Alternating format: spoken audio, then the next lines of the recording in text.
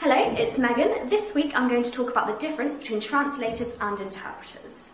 It's a common misconception that translators and interpreters do the same thing, so I'd just like to highlight a few similarities and differences between the two. Firstly, translation refers to written communication, whereas interpreting refers to verbal communication.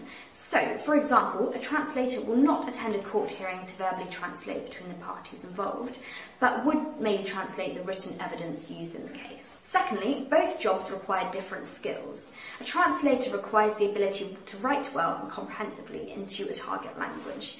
This means that they need to have an excellent command of their native language. For example, although I can speak French to a good standard, I cannot translate from English to French, although I could translate from French into English, which means I'm only halfway there to being an international player. An interpreter needs to be able to speak both languages proficiently. Thirdly, the qualifications and experience required to become either a professional translator or interpreter do differ. Both roles require years of training with a resulting qualification, but what they can learn on the training will be completely different. So, just to be clear, translators will translate written text and interpreters will translate verbal communication.